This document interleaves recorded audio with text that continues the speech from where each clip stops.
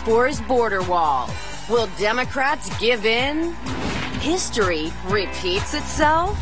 Trump's getting slammed for using tear gas on migrants at the border. But where was the outrage when Obama did the same thing? Plus, Queer Eye's Fab Five are giving you their survival guide for getting through the holidays happy.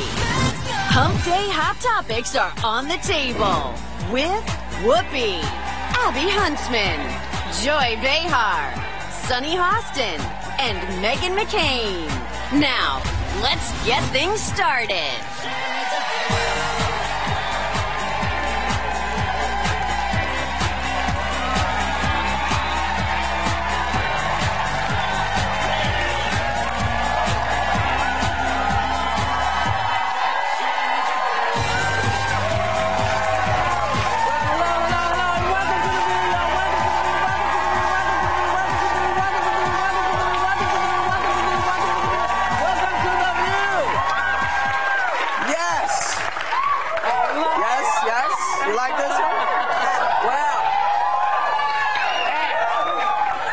You like this one? We love her sweater this morning. This is one of them. This is... Is that a Christmas one? Yeah, this is one of mine. And it's got pockets, it's got a hood, it's great. And, you know, I love it because it's like, I think about the incredible things that women get done, you know? Yes, indeed. And they seem to be able to do this. And I always wonder, well, maybe it's Mrs. Claus actually getting it all done. You know, maybe she's actually doing everything and nobody wants to say anything. Kind of like that Busy Phillips conversation we had a couple of days where women don't get the credit that they deserve. Yeah. But so funny. There is now we're going to go to the other stuff. There's a December 7th government shutdown looming. And the guy in the White House says it will happen if he doesn't get $5 billion for his border wall. This was the biggest campaign promise he ran on. You think he's going to shut it down? You know what? Let them shut it down. Shut it down. The Republicans did in '96, and they lost the election right after that. And you know, and the Republicans are always saying they want smaller government. This is a good way to get it. Shut it down. He's threatened this though already a couple times this year. He has. And then backed away. There was one point where he was asking for $25 billion. Remember? Well, to that's build the wall supposedly for the security. real cost of the wall. How much the wall will go? Well, there are disputes about that. At one point, he said Mexico would pay for it. So the narrative has changed. But what this does, what he continues to do, is one, it riles up his base because they continue to want to hear, I'm fighting to build that wall. And then it also blames the Democrats, a message that he continues to have and one that I think he wants to keep going to 2020. A part of me wonders if he doesn't actually want a deal done so that in the end he could say, see, I fought for this. The Democrats wouldn't take the money. And here we are still. If you vote for me again, I will be the one to fight for this. How much red meat does his base need? Are there no vegetarians in this base at all? I don't get this whole thing. You know, at first he said Mexico was going to build the wall, right? He promised Mexico pay for the wall. So why do we have, as taxpayers, have to pay for the wall? The first thing. And the second thing is, I mean, if you look at the statistics, since I think it was 2010, more Asian immigrants than Hispanic immigrants have been coming into this country. And so for me, this issue is a racialized issue. He's concerned about black and brown people coming into the country as opposed to the other folks that are coming into the country. And that really bothers me because if he's giving his base red meat, then he's racializing this situation. In my view. The government shutdown has happened twice in 2018 alone. Democrats over DACA, and the second shutdown was in February over the country's borrowing limit for the Texas and Florida, Puerto Rico relief disaster. I will say, more than anything. What about the one I mentioned, 1996? I know. I'm just saying in 2018, the more recent time it happened. I hate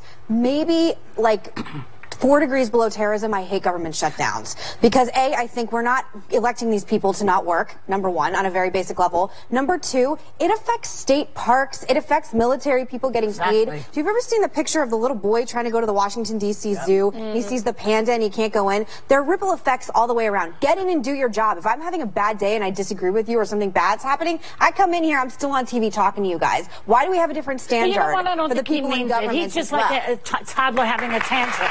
Shut it down. Shut it down. He's not going to do it. He knows he can't do it. It's been done in the past. I hate the precedents all the way around on both sides, clearly. And I think it's very, very dangerous that if I'm not going to get what I want, we are shutting it down. Yeah, that's right. He is right, though, that it's up to Congress. So people that are blaming ICE, the president obviously is the commander-in-chief, and he campaigned on being able to negotiate, so he should prove that he can do that. But ultimately, it's up to Congress to figure out the laws to fix the border, and we've been dealing with the problem with the border for decades. Figure out how to fix anything else, so I don't know why we think that's going to work for them. We're in a nothing seems. It just, you know what it is? It just feels like, I don't know. Everything to me these days is very animated. So it's like, okay, we're here. We're going to do something. Hey, maybe we're going to go with this girl. Okay, what are we going to do? I mean, that's what I feel like is going on there. It's just driving me a little bit berserk. But then on the other side, there is this other story. The National Review is calling out liberal and conservative media for what they call flawed coverage of the Obama administration. Now, they point out that Obama had Border Patrol agents use tear gas at the border, too. And no one was interested in covering it then. What do you think? Is there evidence of that? Because I saw a picture. I'll show you this photo that's circulating right now. These two little girls, shoeless, fleeing from tear gas. Do they have a photo like that when Obama was in office? No, but the Homeland Security data does validate that it happened multiple times, more than once a month, in fact, during the Obama years. Here's another thing I read in that piece. It said facts are stubborn things, guys. I mean, it said and we can call out, BS on both, to be honest. Because of the president's rhetoric, I think we're shining such a light on this. It's a big difference. But in that piece, it said over a period of 4 months in 2014 under the Obama years, HHS allegedly placed a number of unaccompanied children in the hands of a ring of human traffickers who forced them to work on egg farms in and around Ohio, leading to a federal criminal indictment. And according to the indictment, the minor victims were forced to work 6-7 hours a week, 12 hours per day. These are things that we don't talk about. But the challenge is last I checked, President Obama is no longer in office. Exactly. President Trump is in office, and he's destroying the country. And he's destroying the country. And this "but Obama" defense, doesn't work for me. That's not to say using tear gas. I think it's immoral when you're using tear gas against children. But ProPublica just found that the Trump administration has secretly continued to separate kids from their families. The Obama administration never did that. But I'm just, the ACLU says that kind of separation is unprecedented. So this whole, but Obama did it, but Obama did it. I don't care what Obama did. I don't care what Trump is doing right now. I think it's strange to say that we don't care that it was happening before. Sorry, I'll let the applause line happen. But and again, not the but I'm saying the coverage didn't even mention that this has been going on since 2012. But neither did the Republicans. The Republicans have never mentioned this. Listen, with all the stuff if you're infuriated now, you should have been infuriated then. That's all I'm saying. Actually, what infuriates me, here's what infuriates me: the fact that we knew Obama was the deporter-in-chief.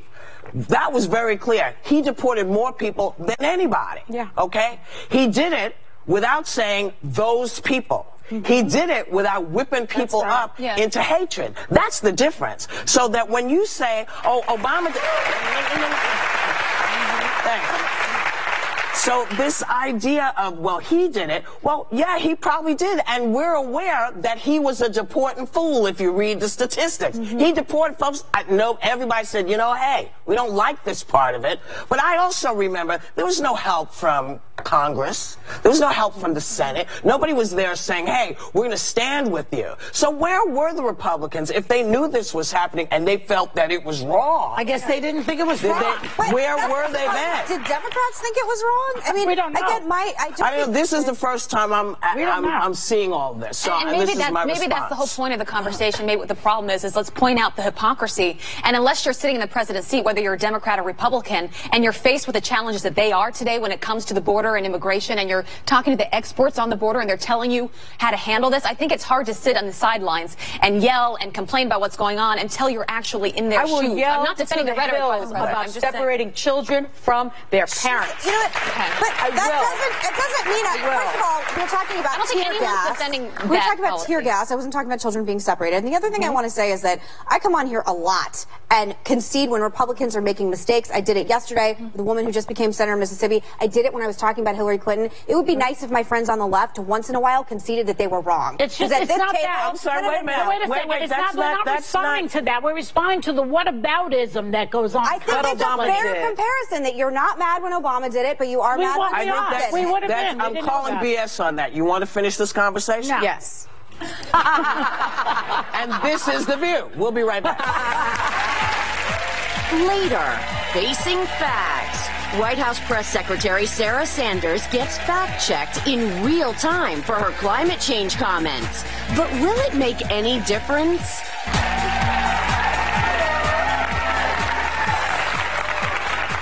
Welcome back. So for like a second ago, we were looking for Abby's sister, who is here.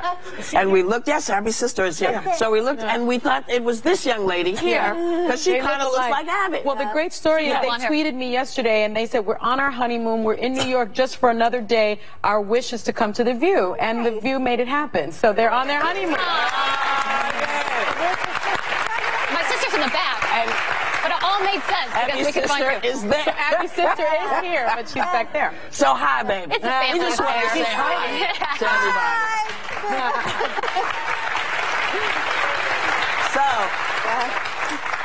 So, this is so weird. I can only hear with a quarter of my ear, and I can't hear anything on this side, and my nose feels this big. So, with that being said, yesterday, White House Press Secretary Sarah Sanders shrugged off the urban climate change report that was just released, but CNN found a way to fact-check her in real time. Take a look. And you have to look at the fact that this report is based on the most extreme modeled scenario, which contradicts long-established trends. Modeling the climate is an extremely complicated science that is never exact. The biggest thing that we can do is focus on how to make sure we have the cleanest air, the cleanest water, and the president is certainly doing that and certainly leading on that front. We think that this is the most extreme version, and it's not based on facts. Oh, no. Well, this is the most aggravating topic of all because it affects everybody. Yes. I think these people would rather have $1 billion in the bank than breathe. I really do. Well, they'd rather have money than breathe. Do you think that Al Gore would rather have $100 million in the bank than breathe? Because he sold Current TV for $500 million to Al Jazeera, which is its gross domestic product is oil and gas. He made oil money selling, and he's Mr. Climate Change porn himself, number one. I happen to know about this because my show was canceled. Wait a second. I had a show on Current TV that was bought by Al Jazeera because Al Gore sold it to them. So I'm no fan of Al Gore personally, but he's the king of climate change. Because of him. But he's the king of climate change. But see, there's so much hypocrisy on the left with this. I'm sorry, Leonardo DiCaprio had 418 tons of CO2 last year. Every celebrity and person and advocate on the left, if you want us to start taking... Is Leonardo DiCaprio in office? He's a huge climate change person. He can't make policy. He's not... You want to change hearts and minds? Stop lecturing Americans. I do take private planes. I'm not going to lie. Because I don't want to be on a plane where I got to talk to 1 million people when I have to get where I'm going. So, yeah, there are some things that I'm going to be guilty of because I do not, contrary to popular belief, I don't walk on water. I try, but I don't. So, yeah, there is a lot of garbage there, but what's happening is we are dismantling things that have been put in place that were working, and I think that's the biggest bitch, more than whether Leo did it or I did it or Kanye and Leo does. Well, and you do it because you have a fear of flying that everybody knows, but this is my issue with this. Climate change is not a left or a right issue. So to point out hypocrisy on the left or point out hypocrisy on the right, I have kids that are inheriting, shorter winters, longer summers. They're not going to be able to breathe. The water is heating up. That's what we need to be talking about. Not that Al Gore sold something or that Leo is not. I'm sorry, this is about so ridiculous. Change. Please stop clapping so I can finish. Al Gore made an inconvenient truth. He's the biggest. He's the face of climate change.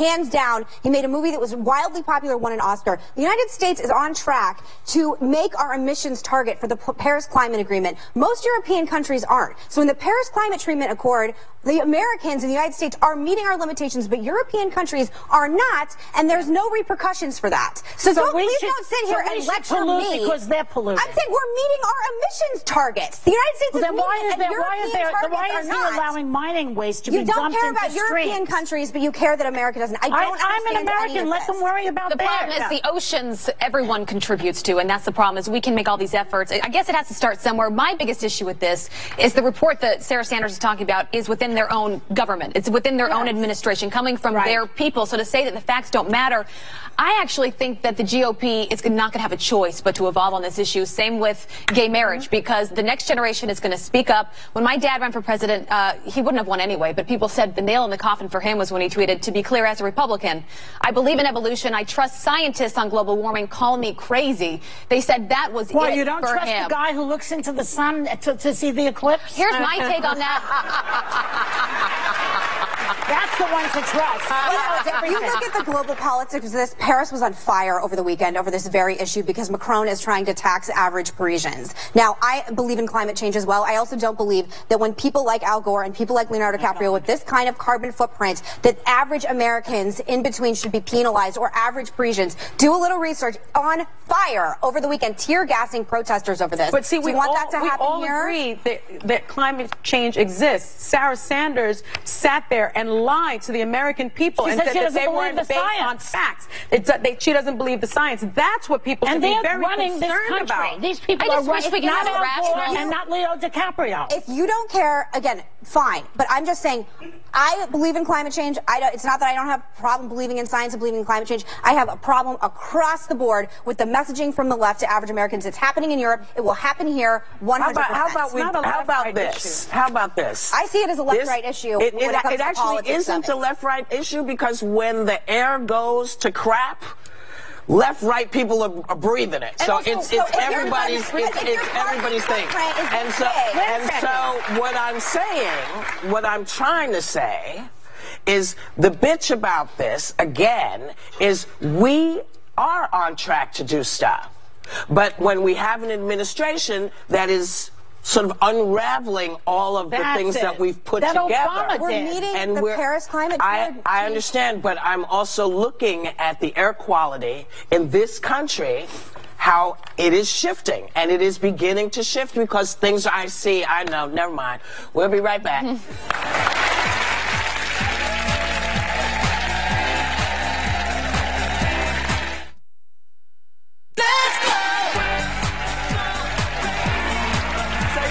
Before we went on, our EP says to me, well, you know, people may get very upset with you because you say you take a private plane because you want to talk to people. That's right. I don't. Sometimes because people talk to me all day long.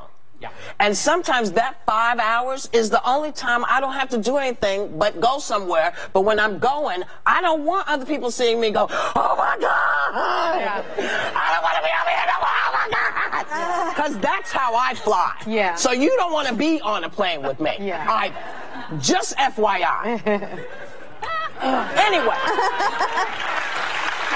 Yeah. But that is not like the fun. Didn't that come up because of the Kardashians, though? That came up because of the whole carbon footprint conversation. But there's more proof that humans are contributing to the environmental disaster, Joy. Okay. Don't look at me. The Arizona dad who used a high-powered shotgun and explosives to reveal a gender. Take a look.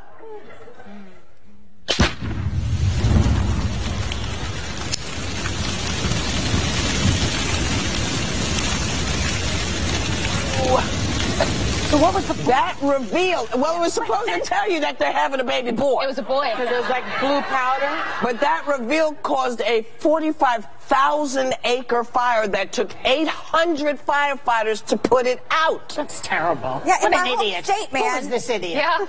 I mean, didn't he notice that there was a lot of dry brush? Exactly. Well, there's fire hazard warnings everywhere, in Arizona. You can't light off fireworks a lot of places because of that. He also just wasted about 2 kids' tuition because he's got to pay over $200,000 over the years to make up for it. $8 million. He caused $8 million worth ridiculous. Of damage. You know, when I revealed Isabel's gender last year. Don't tell me you did that. No, but I thought at the time I was being ridiculous. Like, Megan, get a shotgun. I totally, Megan, don't give me your gun. Gender. Like my sister got a cupcake, you know, filled filled it with the color. And I had my sister buy a dress, either blue or pink, and I thought I was being crazy because people didn't used to do gender reveals, and now they've become this like huge party, and obviously. Well, you know why people didn't used to do gender reveals, because you didn't know. They didn't know. Yeah. And what didn't they used to do a string, remember?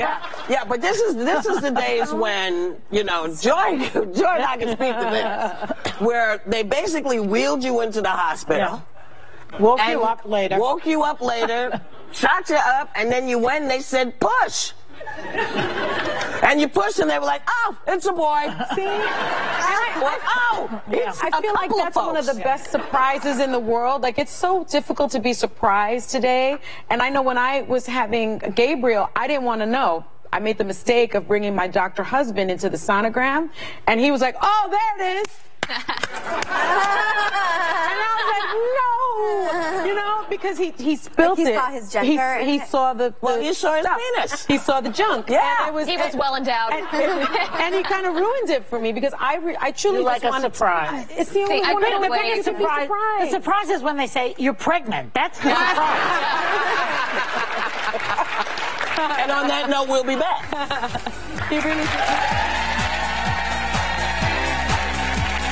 On television or on stage, he did a wonderful thing. He created this great character. There's that great show on Broadway, isn't there? Yes, no, it's gone. But you know, he did all that. He was part of. And it will live on. Thank you. Young. It will. And son, tell everybody what you've been up to. Yesterday, I emceed the UNICEF Snowflake Gala, and UNICEF is just such an incredible organization. It's been around for 70 years, and it does so much for children in 190 countries all around the globe. Last night, we raised almost $4 million. It was the biggest raise ever. But one thing I just want to mention very quickly, we had a young girl, her name's Ilse Martinez. She's from Honduras. And what was so incredible was she came here at 8 years old, didn't speak any English, has now become top of her class on Long Island, and she told her story and told about how difficult her life was in Honduras, but also said when she hears people talking about migrants and refugees as criminals and gangsters, it is so hurtful to her, but that she's doing everything she can to be an example for Americans that this is what a migrant or a refugee looks like. And I just... My hat you know, UN is all UNICEF is amazing. It's an amazing group. It's amazing. So now, I have a public service announcement right now. The next time you go into your fridge, take out all of that Thanksgiving leftover food and throw that crap in the trash. It's spoiling. It's over. Next comes Christmas. Get rid of it. And just so you know, I'm not being just a cold-hearted person. No more than 3 to 4 days after the turkey is cooked, it should be in the trash by the end of Monday, the latest. But what if you repurpose it into a soup? It says then you can fry it. Gravy, if it's homemade, it's okay after 1 or 2 days. Gross. Cranberry sauce, good to eat up to 14 days after your meal. Stuffing and dressing, very important. Good to eat up to 3 or 4 days after, but after that, throw it out. Mashed potatoes, though, I don't know who's keeping those mashed potatoes.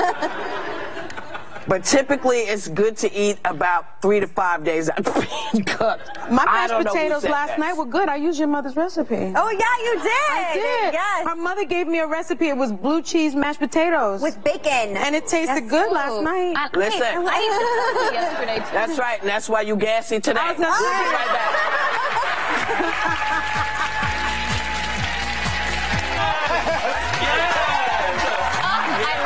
Show. So the Netflix reboot of the reality makeover show Queer Eye has become a feel-good pop culture phenomenon, and now they're sharing some behind-the-scenes advice in their new book, Queer Eye, Love Yourself, Love Your Life. Please welcome Queer Eye's Fab Five.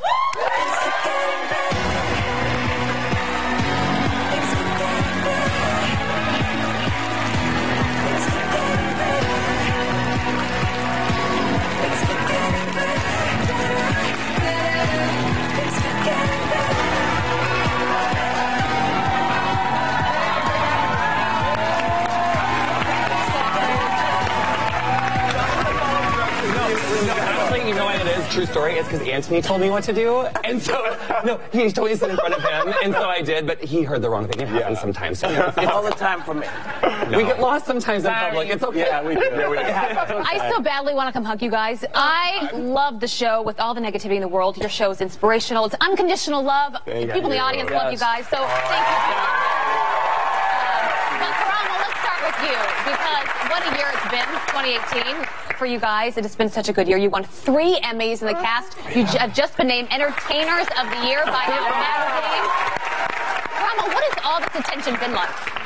It's been amazing for us. I mean, for 5 gay guys to go into rural America and feel as if we're making a change and bridging people together, it feels really good. And then you're doing it with your brothers, people you love. It's pretty amazing. You do go into Trump country, don't you? We do all the time. How does that work out? How does that work out for you? Oh, it's hard sometimes because, you know, you're greeting people who don't have the views that we have. Yeah. But yet we go in there with empathy and love and we say we're going to find our common ground instead of looking at the differences so that we can grow together. We go in not defining somebody by a vote or a side. We go in defining them as people, and in turn, they begin to define us as people, and bridges start to get I heard gapped. that one of them was wearing a Make America Great hat.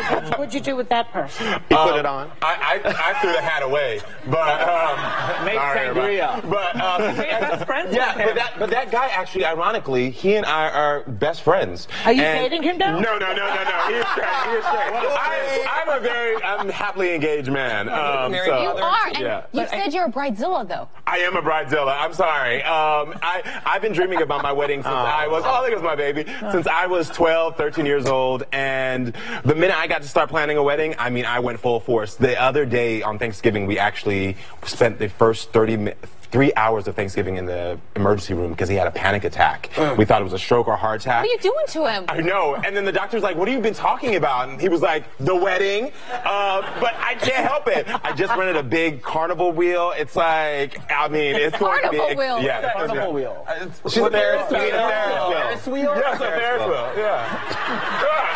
It's going to be so fun. Are we invited? Now I want to go. You love it. All of you are invited to our wedding. Okay.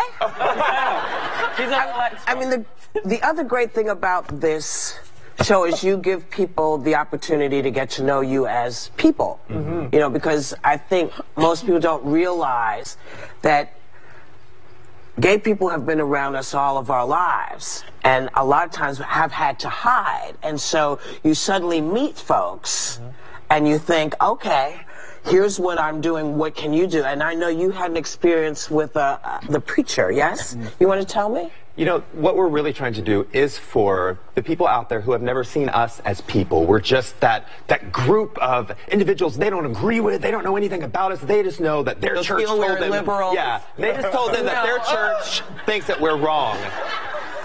So and especially growing up very religious in the church 7 days a week and then having the whole church turn their back on me, having a preacher message me, slid into my DMs and said, my whole life I was taught in direct church. Message. Yeah. Direct message. Poor usage of the expression, but I know. That tweet did not slide into your DMs. Oh yeah. My whole life I was taught in church that homosexuality is a sin, that they're pedophiles, that they're heathens, that they're definitely going to hell, and that they choose to be that way. And in turn, my church, I have preached the exact same way. And hearing you talk about how every single day of your life you cried and you begged and you pleaded and you prayed for God not to make you gay, but you still are, showed me it is a choice and that you were born that way, and I'll never preach that hate in my church again. That it isn't a choice. That it isn't a choice. And so to hear that now little kids growing up in that church aren't going to grow up and be taught to hate who they are, that's worth everything. You know, I had a similar relationship. I grew up, Tan, something we have in common. I grew up in Salt Lake City, Utah, a place that you now live. Yes. With your husband, who's an ex-Mormon. Yes. I grew up Mormon. Current husband, ex-Mormon. But you're a Pakistani Muslim. You are out about who you are and your life. What has the response been, not just from folks in Utah who who have their opinions about things, but just around the world. You know, I honestly thought that I'd have a really strong adverse reaction to me. You haven't really seen this before in mainstream, on a mainstream show, a big commercial show. So I was expecting the worst, and I am so lucky to have received the most beautifully warm welcome from people all over the world. I expected it from... Thanks.